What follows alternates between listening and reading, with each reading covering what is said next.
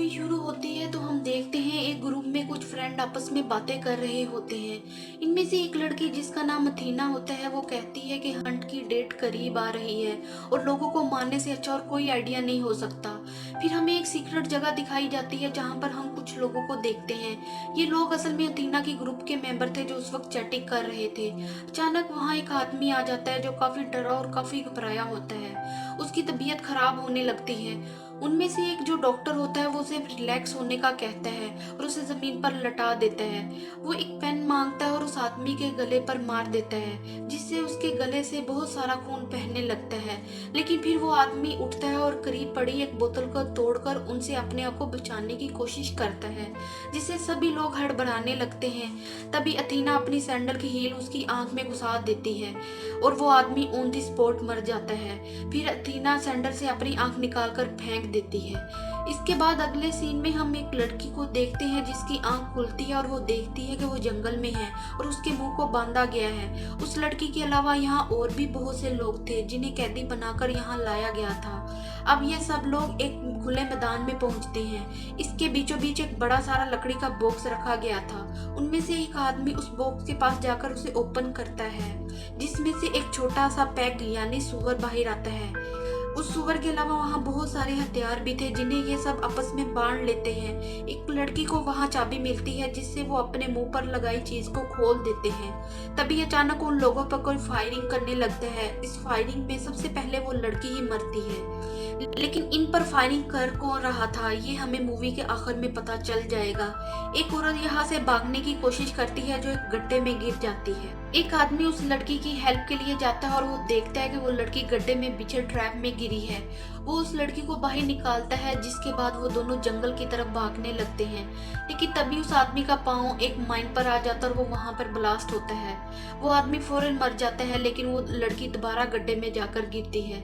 फिर एक और आदमी उसकी हेल्प के लिए आता है लेकिन उस लड़की की बॉडी का आधा हिस्सा ब्लास्ट हो चुका था और आधा गड्ढे में गिरा था। वो लड़की उस आदमी को शूट करने का बोलती है लेकिन वो आदमी शूट नहीं करता। वो उससे गन छीनकर खुद को शूट कर लेती है। फिर वो आदमी जंगल की तरफ भागता है जहां वो 3 लोगों से मिलता है। इन लोगों के सामने वायर की एक बाड़ थी जिसको ये फलांगने लगते हैं, लेकिन एक आदमी पीछे रह जाता है और उस पर कोई तीरों से हमला कर देता है।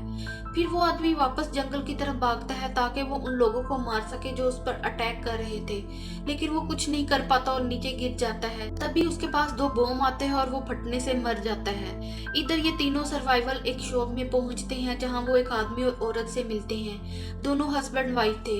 अब ये लोग उस जगह की लोकेशन पूछते हैं तो वो बताते हैं कि हम हर गांजा नाम के स्टेट में हैं। ये सुनकर सभी हैरान हो जाते हैं और इन्हें पता चल जाता है कि जितने भी लोग हैं सबको अलग अलग जगह से पकड़कर लाया गया है। उनमें से एक औरत वहां रखी चीजों से कुछ खा लेती है जिसकी वजह से उसके मुंह से जाग निकलने लगता है और वो फौरन मर जाती है। तभी वो दोनों शॉपकीपर अपने मुंह पर मास्क लगाकर जहरीली गैस छोड़ते हैं और एक आदमी पर गोली चलाकर उसे मार डालते हैं। इससे हम समझ पाते हैं कि ये दोनों भी किसी प्लान का हिस्सा है। फिर वो स्टोर को क्लीन करते हैं और डेड बॉडी को छुपा देते हैं और ऐसा पोज करते हैं जैसे यहाँ कुछ हुआ ही ना हो। तभी वहां पर एक और लड़की आती है और उस लड़की का नाम क्रिस्टल होता है और उनसे यही पूछती है कि हम किस जगह पर हैं, जिस पर वो यही जवाब देते हैं कि हम हर गांजा नाम के स्टेट में हैं। फिर क्रिस्टल शॉप से सिगरेट खरीदती है, लेकिन जब उसे चेंज मिलता है तो उसे शॉपकीपर पर डाउट होता है और वो गन से उन दोनों को मार डालती है क्योंकि अर्गानजा के हिसाब से ये सिगरेट महंगी बेच रहे थे। फिर क्रिस्टल बाहर आकर ट्रक से नंबर प्लेट हटाती है तो वहां पर एक और नंबर प्लेट होती है। उसे यकीन हो जाता है कि जो उसे लोकेशन बताई गई है वो गलत है। असल में वो किसी और ही जगह पर है जिसका उसे खुद भी नहीं पता।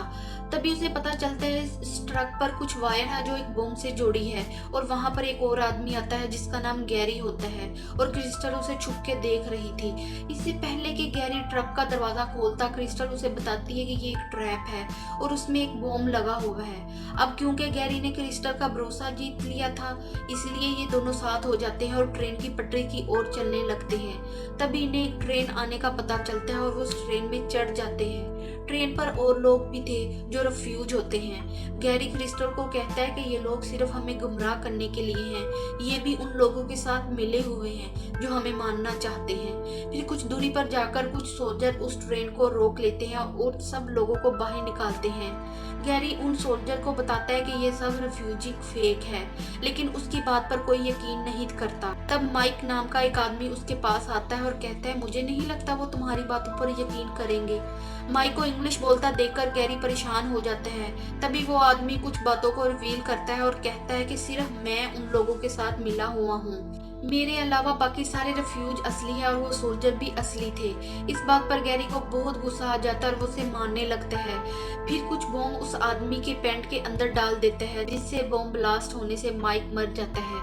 फिर वो सोल्जर क्रिस्टल को एक कैंप में ले जाते हैं, जहाँ क्रिस्टल एक आदमी से मिलती है जो उसी की तरह कैदी था, लेकिन वो किसी तरह वहाँ से भाग गया था। तभी वहाँ पर एक आदमी आकर उन दोनों को अपने साथ ले जाने लगता है। ये आदमी कहता है कि कोई ना कोई तो वजह होगी जिसकी वजह से तुम लोगों को कैदी बनाया गया।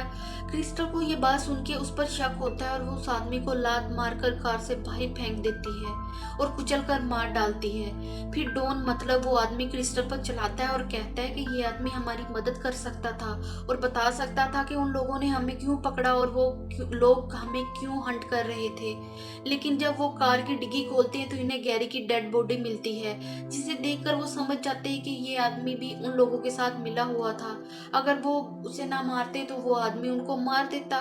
फिर डॉन क्रिस्टल को बताता है कि जितने भी कैदी थे सब मारे गए, सिर्फ हम दोनों ही बचे हैं। फिर हमें दोबारा से वही ग्राउंड दिखाया जाता है जहाँ पर उन लोगों को कैदी बनाकर लाया गया था। वहाँ वो सीक्रेट जगह भी दिखाई जाती है, वहाँ वो हंटर थे, वहीं पर उनका ट्रेनर भी होता है। और दोस्तों, मूवी के शुरू में कैदियों पर जो गोलियां चलाई जा रही थी वो ये लोग ही चला रहे थे। डॉन और क्रिस्टल वहां पर पहुंच जाते हैं। डॉन को वो सुअर मिल जाता है और वो उन हंटर को डिस्ट्रैक्ट करने के लिए सुअर को वहां फेंकते हैं। फिर क्रिस्टल अंदर आती है और एक एक करके सभी हंटर को मार डालती है, लेकिन इन हंटर का ट्रेनर अभी जिंदा था। वो क्रिस्टल पर अटैक कर देता है। इन दोनों की काफी फाइट होती है। क्रिस्टल उस ट्रेनर को भी मार देती है। तब भी रेडियो के थ्रू अथीना की आवाज आती है और वो क्रिस्टल को गुमराह करने के लिए डॉन को कहती है, डॉन क्या तुमने अभी तक क्रिस्टल को मारा या नहीं? ये बात सुन के डॉन पर भी क्रिस्टल को शक होने लगता है। क्रिस्टल डॉन की कोई बात सुने बगैर ही उसे मार डालती है। इसके बाद क्रिस्टल उस ट्रेनर के पास जाती है जो अभी मरा नहीं था और वो उससे अथीना की लोकेशन पूछती है। अथीना की लोकेशन लेने के बाद वो उसे मार डालती है। और फिर हमें एक साल पहले का सीन दिखाया जाता है और यहीं पर हमें पता चलता है कि आखिर वो सब लोग हंटर क्यों बने और उन्होंने ये सब कुछ क्यों किया।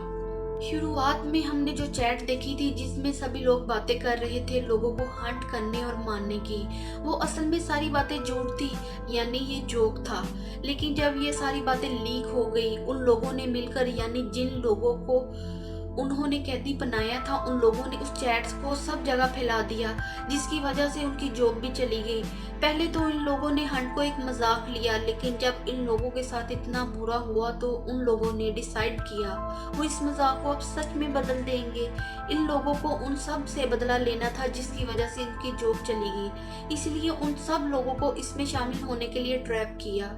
अब प्रेजेंट में क्रिस्टल अथीना की लोकेशन पर पहुंचती है तो वो देखती है अथीना खाना बना रही है। अब ये दोनों आपस में बातें करने लगते हैं। अथीना क्रिस्टल से कहती है मुझे तुम्हारे बारे में सब पता है, और वो उसकी फैमिली बैकग्राउंड का मजाक भी बनाती है। लेकिन क्रिस्टल कहती है कि तुम जिस क्रिस्टल की तलाश में है वो मैं नहीं हूँ, बल्कि तुमने गलत क्रिस्टल को फंसाया है।